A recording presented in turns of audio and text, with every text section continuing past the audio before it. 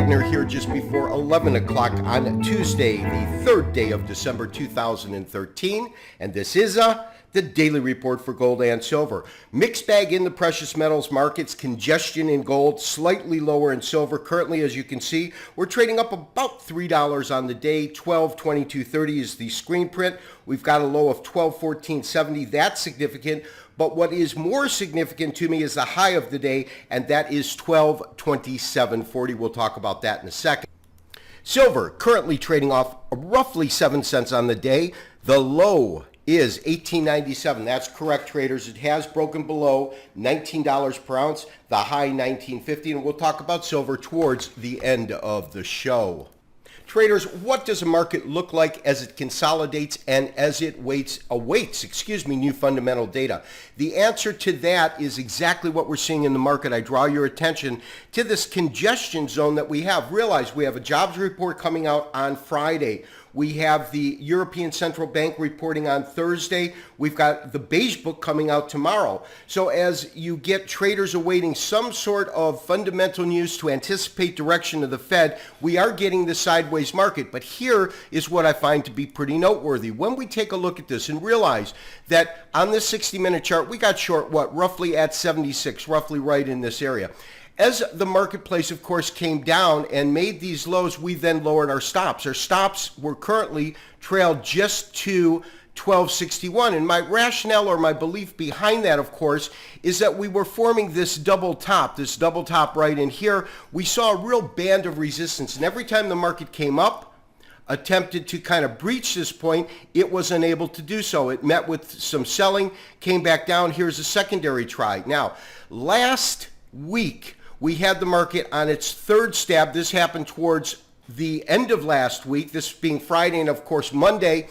I think the single largest day drop in approximately 2 or 3 months. We had a dramatic price fall as the market fell out of bed, down roughly $30 on the day. You can see that the fact that it was unable to take this top out and the fact that it's actually a lower high is significant, because that, to me, on a technical basis, really showed us that we had really strong resistance in the area. You can see that we had basically an utter breakdown. And we talked about the fact of 1225. On yesterday's show, I showed you where that matched. I think that was roughly 2011, as the market was first coming up through 1,000, had 3 attempts, and then as it came up, it kind of stalled at 1225. Time permitting, we'll pull that chart up.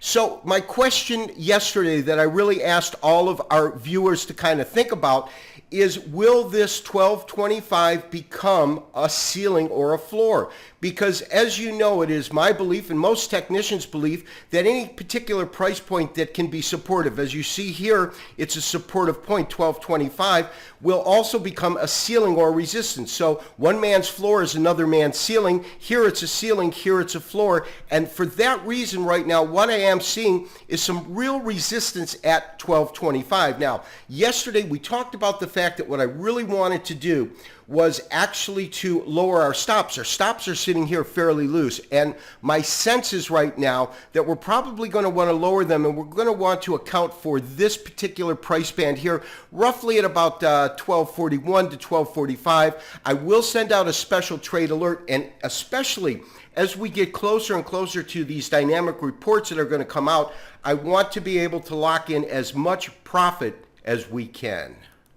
Traders, I draw your attention to this 240-minute chart. It is a straight candlestick chart, so we are getting true opens and closes, of course. On a green candle, you have the open and then a higher close on that 4-hour period. Now, when we look at this dynamic drop that we saw yesterday, the one thing that we talked about was the fact that as the market came down, you would get a close and it would open right on the low, would trade lower. You would get your close near the low, right in there. And then, of course, as you can see, it opens right there. It is a continuous market, but at the same time, you can get the market, for example, coming off of these lows, and then when they come off of these lows, you're going to get the size of a tail, and that's really what I'm looking at, because that's showing me the various range within the market. If we had a pure absence of tails right here, that means that in every particular time sequence, the 240-minute time sequence, the market is opening it is trading to the low,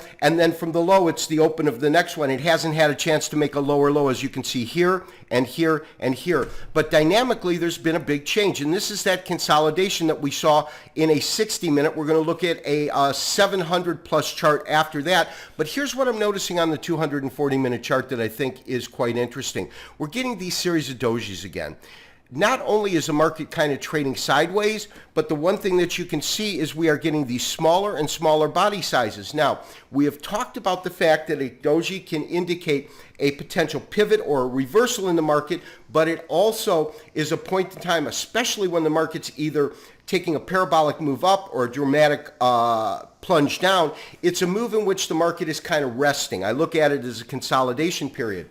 So what you get is kind of a stair-step effect. And that's, in a lot of cases, what you see in a market. You get this spurt down, sideways activity, spurt down, sideways activity, spurt down. Now, interesting pattern, and we talked about this when it formed, but even on this 240, we've got a beautiful three-river morning star, not even a variation. You can see the doji star right in the center, large red candle, large green candle. It fits perfectly. You then have what we call our confirming candle. That would be this candle here. You really wouldn't get a ton of play on this particular play here, but it is a good solid signal that we see. Now, from here, we go into not so much a sideways market, but what we're getting is a range-driven market. And what I mean by that is where we had steep decline, sideways steep decline, here you're getting a range. And that range was what, about 1260 on the top to about 1235. So this was the range that we were looking to see if it could form some kind of base.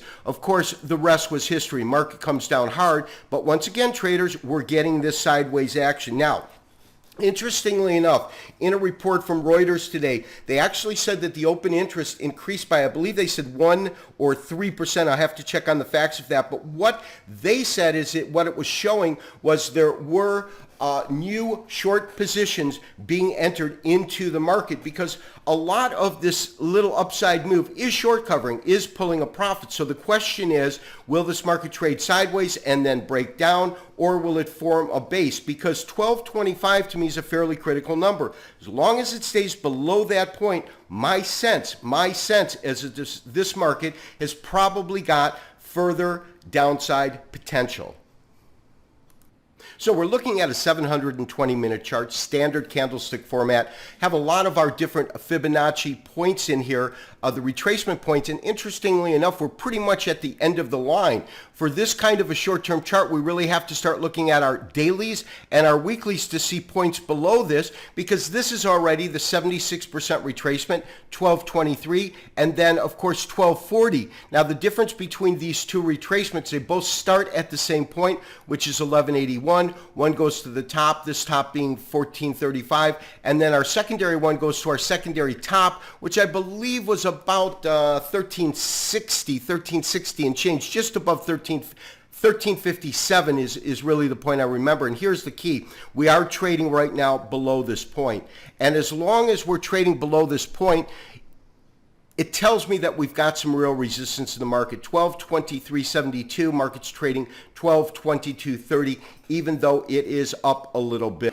So traders, where does that put us? Looking at a weekly chart, current Elliott wave count, and I still believe that we are currently in this fifth wave. Again, as I looked at it, this was our failed attempt as the market came, our ABC correction. This would have been the beginning of an impulse phase, but it runs into this wall at 1800, wave 1, wave 2 in terms of our Elliott wave count, this being 3, this being 4, and we are currently in 5. Now, as I have talked about, in a traditional sense, you have to look at always wave 1 as your benchmark. And so when we did a comparison, meaning simply looked at the price move that we got on wave 1 and we carried it over to our current wave, the interesting thing is it put us at really the bottom, or 1181. It actually kind of ended right at this point. So my sense is that we have a pretty decent probability that in fact we will see this market not only drift lower but drift below 1200. I'm looking for 1180.